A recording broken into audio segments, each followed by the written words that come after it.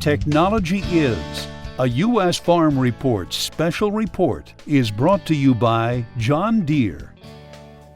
Well, as technology has evolved over the past 2 decades, how farmers use and collect that data also has grown, but just not as fast. In fact, a recent Farm Journal survey found while the majority of farmers digest the data on their own, of the ones who use a trusted advisor, 65% say that person is an agronomic consultant, while nearly half say their equipment dealer is their go-to. This weekend, we revisit the past to discover the future of harvesting data. Illinois farmer Steve Pitstick. From about the middle of last year through about 3 weeks ago, we were extremely dry. Knows the weather cards he's dealt change every year. The last 90 days we had like 4 inches of rain, and then it started raining and we had 7 inches over about a 2-week period. So now we're pretty good shape. With continued rain needed throughout the season, he's come to terms with the things he can't control. But I'm much more optimistic than I was a month ago. But what he can control, just trying to look at everything that we do in the field, is different. Every time we cross a field, trying to document the herbicide, tillage pass, the planting pass, the yield maps. Digesting his farm's data is nothing new for Pitstick, even featured in a 1997 issue of Farm Journal magazine for being an early adopter. We started in 1996 with the John Deere system. It's one of the first ones around. On the leading edge of data adoption. I've got 25 years of data on this farm here where I live. Data-driven decisions became a theme for Machinery Pete right away. I got my start collecting data in November of 1989. Auction prices, of course, no one was saying big data back then. Greg Peterson, creator of MachineryPete.com, also started collecting valuable data before it was popular. I just knew it would be helpful for people to get a handle on, geez, what's that tractor worth, and wanted to have a database where we could provide the answers. From pen and paper to releasing the data on the internet starting in 2000, he knows the amount of data you can reap is often overwhelming. I think the biggest barrier is just to get numb to the volume of data. The thing is, don't tap out, because data, good data that's reliable and trustworthy, whether it's about used equipment values or from a section of your field, can make you better. Pitstick says from tillage passes to planter metrics to even bouncing the planter across headlands. The more data he digested, the quicker he could fix things he was doing wrong. I think early on we made a lot of things that made 10% differences. In the last 5 years it's been much more difficult, so we're trying to find those 1 or 2% gains, and they're just not as easy to come by.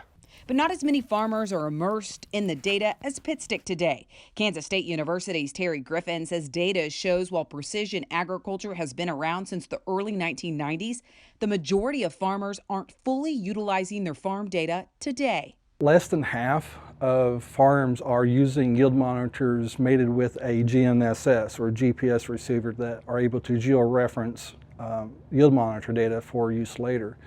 And given that less than half of farm operations have the technology, we can also assume that many of those who even collect data are not actively using it. And the biggest barrier in getting started?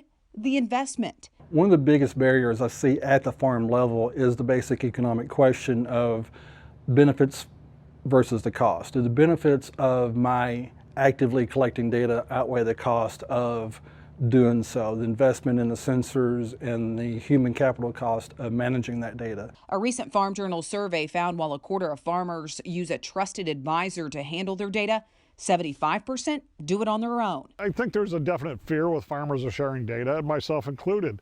You know, what I do is proprietary, it's my recipe.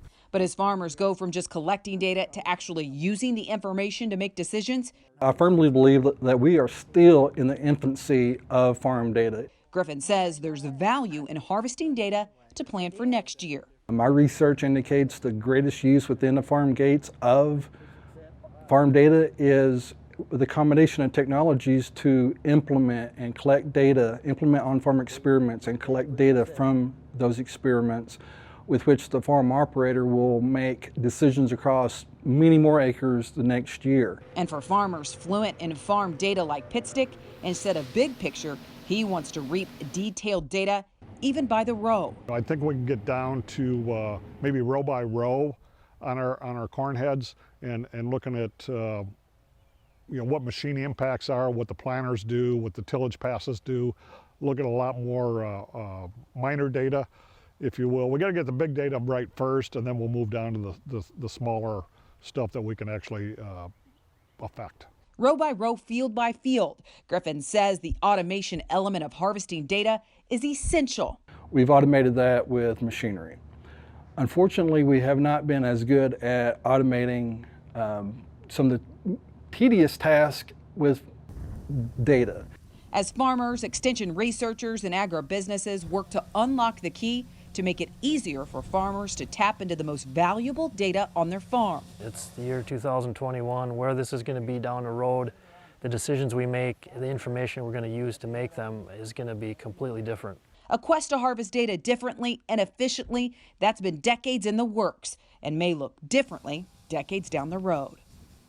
Now, Steve Pitstick was actually featured in Farm Journal magazine in 1997, the winter after he created his first yield map.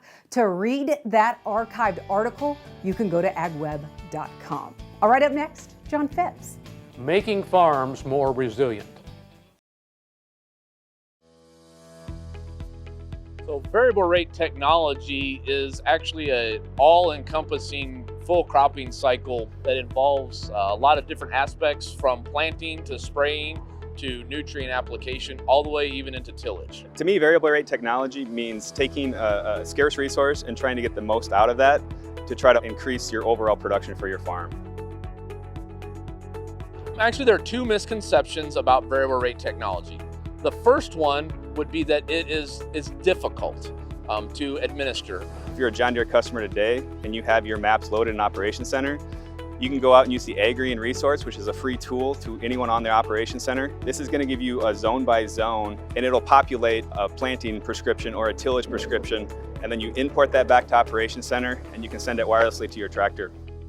Another misconception is that it's all in. You have to have every piece of technology to take advantage of variable rate anything. But really, I would challenge you to look at one aspect of your farm, take one variable that you can control, such as your planting rate, and increase that on your better ground and decrease it on your poor performing ground, and see how that works out for you. And that would be a good first step. So how to achieve a variable rate strategy is a baseline. Know where you want to go as far as yield wise, work with an agronomist, but then you have to have some John Deere technology to administer or put these plans, these prescriptions into action. John Deere TrueSet Technologies allows us to vary the depth of our tillage right from the seat of our cap. You can dig deeper in your higher producing soils where you need to bury more trash and residue. Getting more out of your good ground and getting your lower ground to produce at least something, to me, would be successful variable rate application. Let's find that balance to increase our production while also increasing our margin per acre or increasing our profit, probably in the form of controlling costs. And next time we'll dig deeper into ROI of variable rate.